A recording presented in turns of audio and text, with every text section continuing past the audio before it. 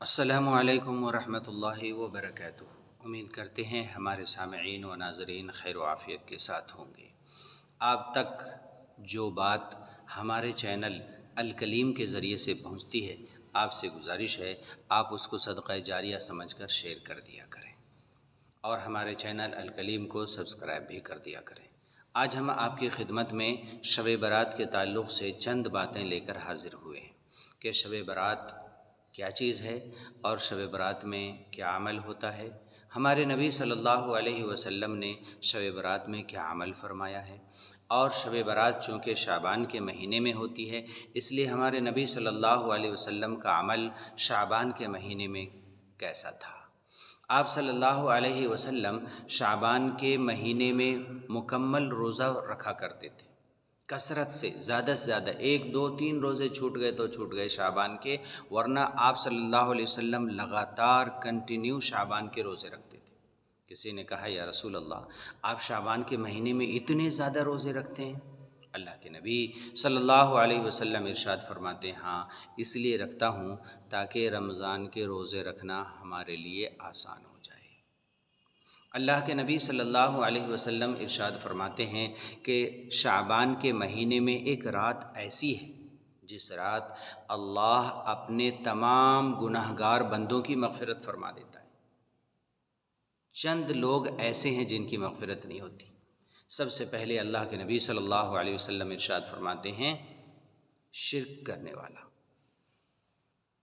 اللہ کے علاوہ کسی اور کو ماننے والا، اللہ کے علاوہ کسی اور کے سامنے سجدے کرنے والا، چاہے وہ مرد ہو یا عورت ہو، اللہ ایسے ایمان والوں کی مغفرت نہیں فرماتا جو ایمان والے مسلمان ہونے کے باوجود اللہ کے علاوہ کسی اور کے سامنے سجدہ کرتے ہیں، اللہ کے علاوہ کسی اور کو حاجت روا سمجھتے ہو، اللہ کے علاوہ کسی اور کے بارے میں یہ ان کے دل میں خیال ہو کہ یہ ہماری ضرورت پوری کر دیں گے، یہ ہماری مشکل آسان کر دیں گے، اس لیے وہ مرد یا عورت کسی اور کے سامنے سجدہ کرتے ہو، اللہ ارشاد فرماتے ہیں کہ ایسے ایمان والوں کی مغفرت نہیں کروں گا جو میری ذات میں کسی اور کو شریک کرتا ہو۔ سجدہ صرف ایک وحدہ لا شریک اللہ کے سامنے۔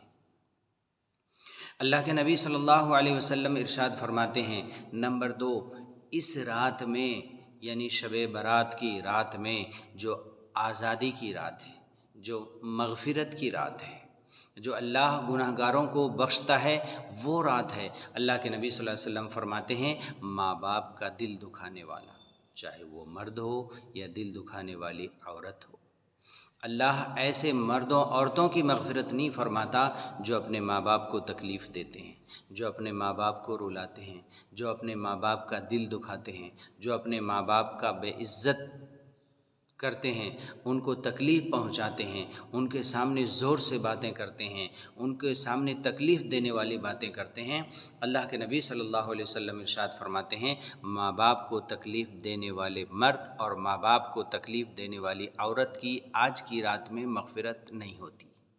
ہاں ہوتی ہے اگر وہ توبہ کر لیں، اگر وہ اپنے ماں باپ سے معافی مانگ لیں، اپنے ماں باپ کا پیر پکڑ لیں، ان سے معاف کرا لیں، تب ان کا عمل قبول ہے، تب ان کی مغفرت بھی شب برات کی رات میں ہو جاتی ہے۔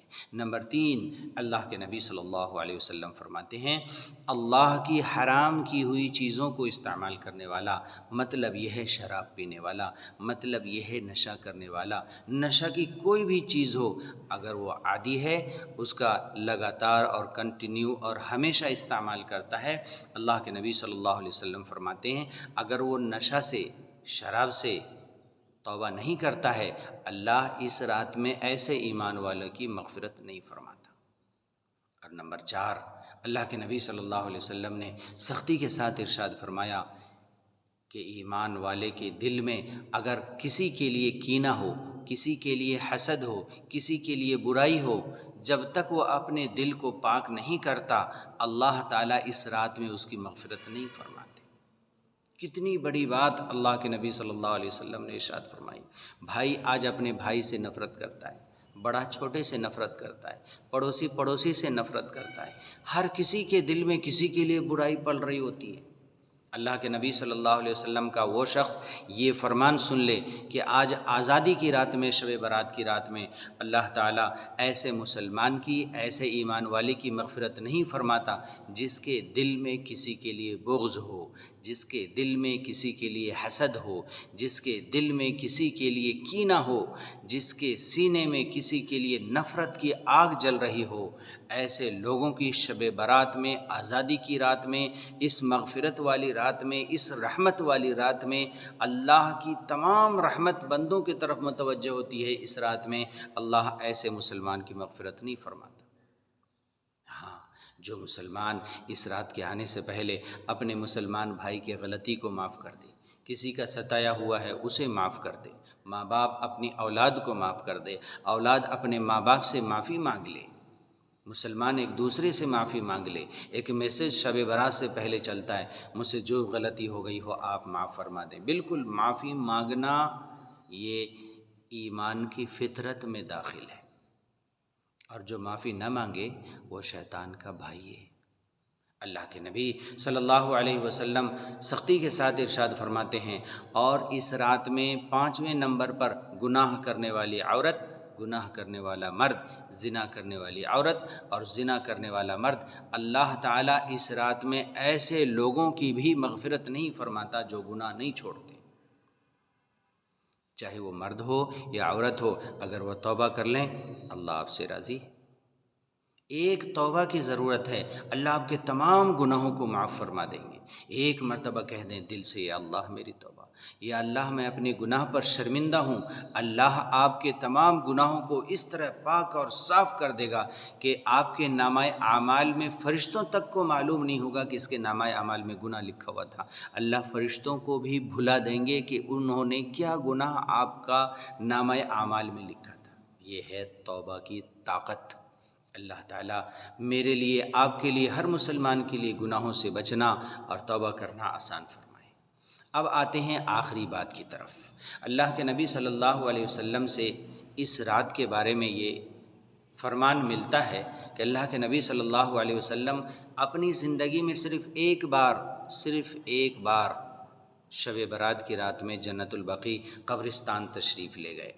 اب ہم اپنے معاشرے میں دیکھتے ہیں کہ معاشرے کے لوگ ہر شب برات میں قبرستان جاتے ہیں، اور جو نہ جائے اس کو برا سمجھتے ہیں کہ کیسا انسان ہے، اپنے ماں باپ کے قبر پر سال میں ایک مرتبہ بھی نہیں آتا، اس کو گناہ سمجھتے ہیں۔ اور جو مسلمان ہر سال جاتے ہیں ان کے لیے اللہ کے نبی صلی اللہ علیہ وسلم کا فرمان ہے کہ اللہ کے نبی نے اپنی پوری زندگی میں صرف ایک مرتبہ قبرستان تشریف لے گئے، شب برات کی رات۔ اور شب برات کی رات میں عمل کیا کرنا چاہیے؟ آپ خوب سے خوب شب برات میں اللہ تعالیٰ سے دعا مانگیں، اللہ تعالیٰ سے توبہ کریں، ذکر و اذکار کریں، قرآن کی تلاوت کریں، نفل نمازیں پڑھیں، تہجد پڑھیں، صلاۃ التسبیح پڑھیں، اور بہت سارے اعمال ہے جو آپ شب برات کی رات میں کر سکتے ہیں اور کریں۔ جتنا زیادہ آپ اللہ سے مانگنا چاہیں آپ مانگ لیں، اپنے لیے مانگیں، اپنے ماں باپ کے لیے مانگیں، اپنے بھائیوں کے لیے مانگیں، اپنے رشتہ داروں کے لیے مانگیں، اپنے خاندان والوں کے لیے مانگیں، تمام امت مسلمہ کے لیے مانگیں، جو گزر گئے ان کے لیے مانگیں، جو آنے والے ہیں ان کے لیے مانگیں، تمام امت مسلمہ کے لیے اللہ تعالیٰ سے مانگیں۔ اللہ کے خزانے میں کسی چیز کی کمی نہیں، آپ خوب مانگیں، آنے والی نسلوں کے لیے مانگیں، موجودہ وقت کے لیے مانگیں، آپ اپنے لیے مانگیں، دنیا اور آخرت مانگیں۔ اللہ کے پاس ساری چیزیں پڑی، مانگنے والا کوئی نہیں۔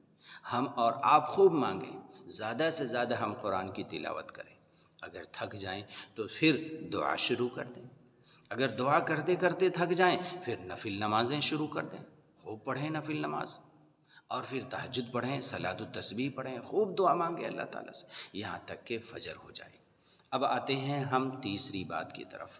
کیا شب برات کے بعد یعنی رات میں جاگنے کے بعد روزہ رکھنا چاہیے؟ یہ ایام بیز کے دن آتے ہیں، یعنی اللہ کے نبی صلی اللہ علیہ وسلم کی سنت مبارکہ تھی کہ آپ صلی اللہ علیہ وسلم ہمیشہ ایام بیز کے روزے رکھتے تھے، یعنی مہینے کے 3 دن 14، 15، 16۔ اگر آپ شب برات کی رات میں جاگ لیتے ہیں اور صبح روزہ رکھ لیتے ہیں تو آپ کو ایک دن ملتا ہے ایام بیز کے۔ اگر آپ روزہ رکھتے ہیں تو آپ کو ایک سنت پر عمل کرنے کا ثواب ملتا ہے۔ اللہ تعالیٰ میرے لیے، آپ کے لیے، ہر مسلمان کے لیے شب برات کو عبادت کی رات جان کر عبادت کرنے کی توفیق عطا فرمائے۔ آپ میرے لیے بھی دعا کریں، تمام امت مسلمہ کے لیے دعا کریں کہ اللہ تعالیٰ ایمان والوں کے حالات اچھے کرے، ایمان کے ساتھ زندگی گزارنے کی توفیق عطا فرمائے۔ اللہ ہم سب کو اپنے علم کے مطابق عمل کرنا آسان فرمائے۔ السلام علیکم ورحمۃ اللہ وبرکاتہ۔ انشاءاللہ ملتے ہیں پھر اگلی ویڈیو میں۔